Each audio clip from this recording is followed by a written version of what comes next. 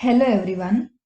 In the last video, we studied about the classification of items into capital and revenue. Let us continue with few more items. First is the laboratory expenses incurred by science department of a college.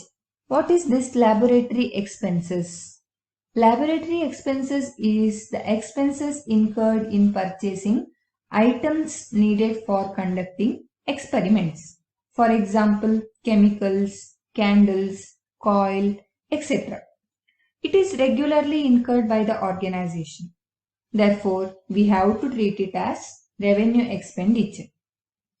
Suppose the question was expenses incurred in the construction of laboratory.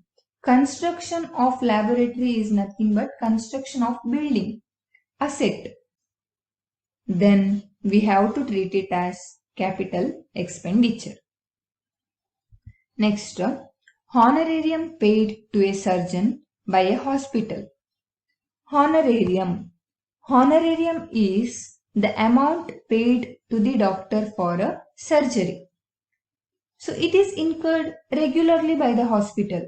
Every time when the surgery is done, honorarium is paid to the surgeon. Therefore, it will be treated as revenue expenditure.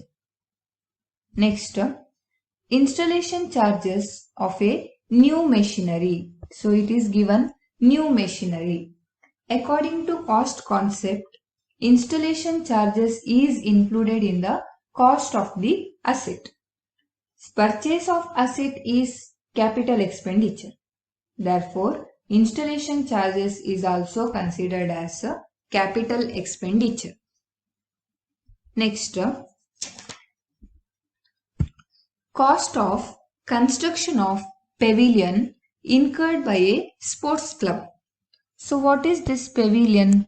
Pavilion is a separate place in the sports ground which is usually used for resting and refreshment of the players. Construction of pavilion. If it is constructed, then the benefit is for a longer duration. Therefore, it is stated as capital expenditure. Next is about donation. Donation received for a construction of swimming pool. There are two types of donation, general donation and specific donation. General donation, usually it is revenue receipt, but we are treating it as per the instructions given in the adjustment. But here, the donation is received for the construction of swimming pool. We have to use this donation only for the construction of swimming pool. Then it is a specific donation. Specific donation means it is capital receipt. Next, carriage paid on goods purchased. Carriage. Carriage is the expenses incurred at the time of purchasing the goods for carrying the goods from the place of purchase to factory. So here the carriage is incurred regularly. Every time when the purchase is made, carriage will be incurred. Therefore, it is treated as revenue expenditure. Next is salary paid to groundmen for upkeep of ground. In case of sports club, the upkeep of ground is very important. Regularly, they pay salary to the groundmen for upkeep of ground. Therefore, it is treated as revenue expenditure. Next, sale of old sports material. I have already told about the two items. One is sports material, another one is sports equipments. Sports material includes the small items like ball, bat, net, etc. Whereas sports equipment includes the items which requires huge investment. For example, table tennis table. It requires huge investment. So now, in the case of purchase, there is no confusion. It may be purchase of sports material or purchase of sports equipment. Both are treated as capital expenditure. But when there is sale of sports equipment is capital, whereas sale of sports material is treated as revenue receipt. Next, locker rent paid. Locker rent. It is again the regular expenses incurred by the organization. It will be treated as revenue expenditure. Next is interest on loan borrowed for the construction of a building. Interest on a loan. So this interest on loan is paid regularly. It may be monthly or yearly. So regularly interest is paid. So we have to treat it as a revenue expenditure. So this is about the classification of items into capital and revenue. I hope everyone understood this classification. Let us move on to another type of practical oriented question, that is preparation of receipt and payment account with the imaginary figures. So you know what is receipt and payment account. Receipt and payment account is nothing but summary of a cash book. So there are two sides, receipt side and payment side. Receipt side, we are going to record all the receipts irrespective of a revenue or a capital receipt. Payment side, we are going to record all the payment irrespective of capital or a revenue item. So let us prepare one receipt and payment account with the imaginary figures. Receipt side, you have seen the receipt and payment account. Usually the repeated item we can see in the receipt and payment account on receipt side is subscriptions.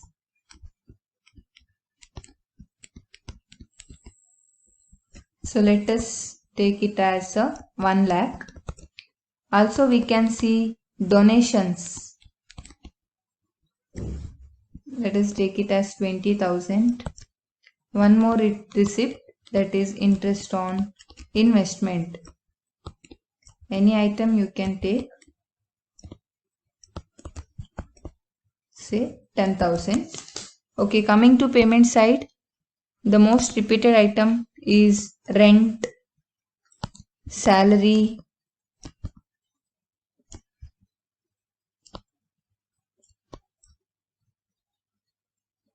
interest on loan,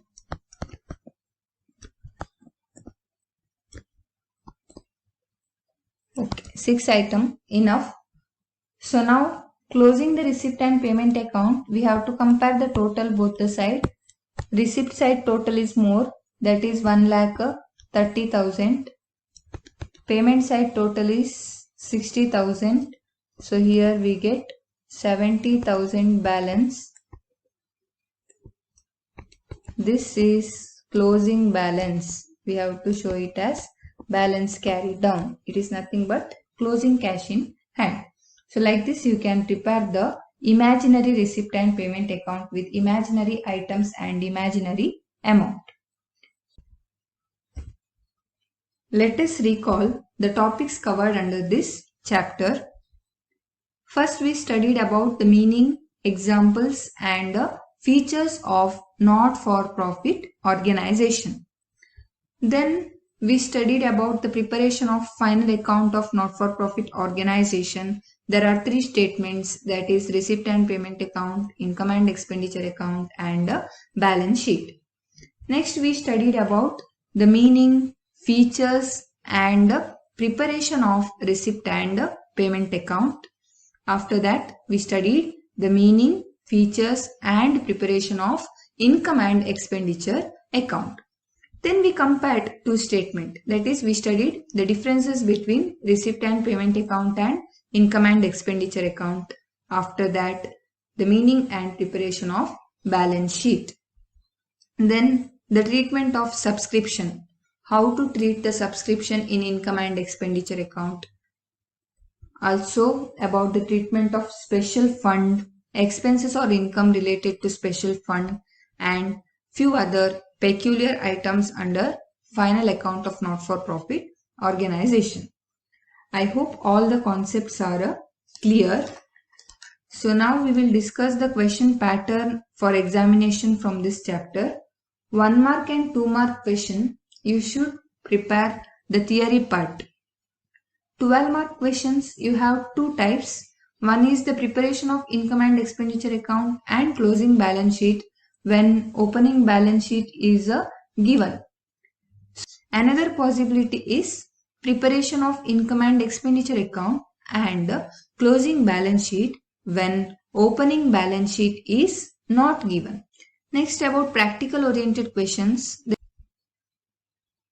One is the classification of items into capital and revenue. Another is the preparation of receipt and payment account with the imaginary figures. So these are the things you should prepare for the examination. By this video, I am concluding this chapter. The PDF of NCERT textbook of this chapter will be uploaded in Google Classroom. Go through all illustrations and solve exercise problems. If you come across any sort of confusion while solving the exercise problem, drop an email. Thank you for listening.